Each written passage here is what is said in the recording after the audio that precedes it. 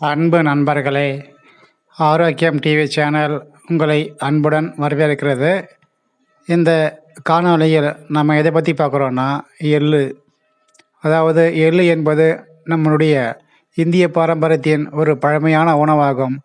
இந்த எள்ளுடைய வரலாறு, நன்மைகள், சத்து வகைகள் மற்றும் இதனுடைய பக்க விளைவுகளை பற்றி இந்த காணொளியில் நாம் பார்ப்போம். வாங்க. இந்த எள்ளு என்பது 2 வகைகளாக பார்க்கப்படுகிறது. ஒன்று வெள்ளை எள்ளு, மற்றொன்று கருப்பு எள்ளு. நாம் வெள்ளை மற்றும் கருப்பு எள்ளை ஒப்பிட்டு பார்க்கும் பொழுது, வெள்ளை எள்ளை விட கருப்பு எள்ளு தான் உடலுக்கு சிறந்தது. ஏனென்றால் கருப்பு எள்ளில் தான் அதிகப்படியான சத்து இருப்பதாக அறிவியல் ஆய்வாளர்கள் கூறுகிறார்கள். இத்தகைய எள்ளு என்பது ஆசியா அல்லது கிழக்கு ஆப்பிரிக்காவில் தான் முதலில் தோன்றியிருக்கக்கூடும் என்று தாவரவிய வல்லுநர்கள் கூறுகிறார்கள்.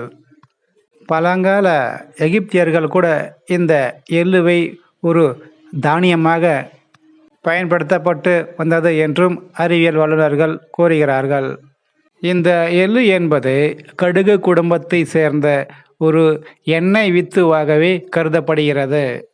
இந்தியாவில் இந்த எள்ளுவை முதலில் பயன்படுத்தப்பட்ட மக்கள் யார் என்றால் அது சிந்து சமவெளி மக்கள்தான் என்றும் சொல்லப்படுகிறது. எள் ஒரு மருத்துவ மூலிகையாகவே இன்றும் மக்கள் மத்தியில் பார்க்கப்பட்டு வருகிறது.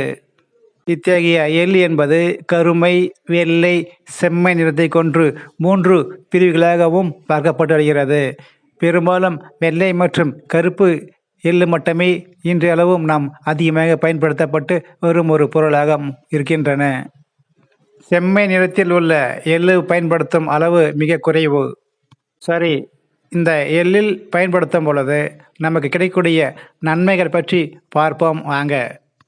இந்த எள்ளில் அதிகமாக காப்பர் சத்தும் கால்சியம் சத்தும் அதிக அளவு இருப்பதால் இது நம்முடைய எலும்புகளுக்கு மிகவும் பயனுள்ள பொருளாக இருந்து எலும்பு தேய்மானத்தையும் தடுக்கின்றன.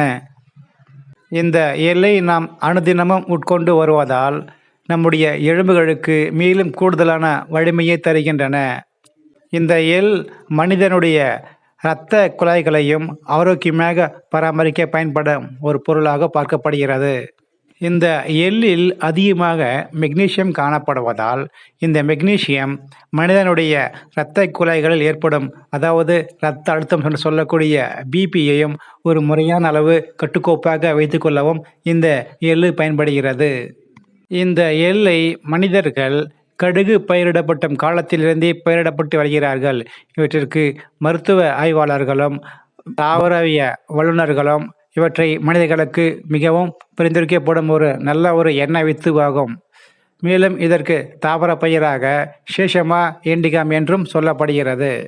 இந்த எள்ளில் பெரும்பாலும் 50% எண்ணெயும், 20% புரதமும், 15% மாவுச்சத்தும் உள்ளது என்றும் சொல்லப்படுகிறது. சரி, ஒரு 100 கிராம் எள்ளை நாம் தினமும் உட்கொள்ளும் பொழுது இவற்றிலிருந்து மனிதர்களுக்கு கிடைக்கக்கூடிய சத்துக்களின் வகைகளை பற்றி பார்ப்போம் வாங்க. இதில் கலோரிகள் 527 கிடைப்பதாகவும் சொல்லப்படுகிறது.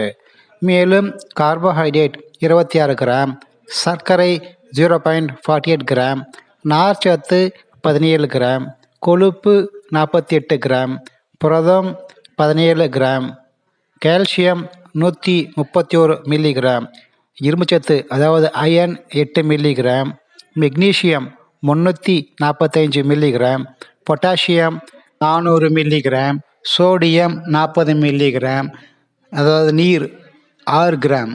இவை அனைத்தும் நாம் தினமும் ஒரு 100 கிராம் எள்ளுவை நம்முடைய அன்றாட உணவில் சேர்த்து கொள்வதால் கிடைக்கக்கூடிய சத்துக்கள் ஆகும். இந்த எள்ளுவை நாம் எண்ணெயாகவும் அதாவது தானியமாகவும் எடுத்துக்கொள்ளலாம். நம் முன்னோர்கள் அன்றே கொழுத்த உடலுக்கு கொள்ளு மற்றும் எழுத்த உடலுக்கு எள்ளு என்று அனைவரும் அறிந்த ஒரு பழமொழி ஆகும். மிகவும் ஒல்லியாக இருப்பவர்களுக்கு பெரும்பாலும் எள்ளு பயன்படுகிறது. நாம் தினமும் ஒரு சிறிய எள்ளு உருண்டையாவது உட்கொள்ளு வந்தால் நம்முடைய உடல் பருமன் அதிகரிக்கும் என்பது சிறப்பு. ஆக எள்ளு என்பது நன்மை பயத்தாலும் இன்னொரு வகையில் அவை பக்க விளைவுகளாக காணப்படுகின்றன. ஏனென்றால் அளவுக்கு மிஞ்சி எள்ளு நாம் எடுத்துக்கொள்ளக்கூடாது. இதனால் சில உடல் உபாதைகள் ஏற்படவும் வாய்ப்புள்ளது. பை மோட் இது ஆன்லைனில் பொருட்களை வாங்கக்கூடிய ஒரு ஆப் ஆகும். இந்த ஆப் பயன்படுத்தி தங்களுடைய வீடுகளுக்கு வேண்டிய மளிகை பொருட்களை நீங்கள் பெற்றுக்கொள்ளலாம். இந்த சேனலுக்கு நீங்கள் புதிய நபராக இருந்தால் இந்த சேனலை சப்ஸ்கிரைப் பண்ணுங்கள். லைக், ஷேர் மற்றும் கமெண்ட்ஸ் பண்ணுங்கள். இந்த காணொளி கண்ட அனைவருக்கும் நன்றிகள் கோடிங்க.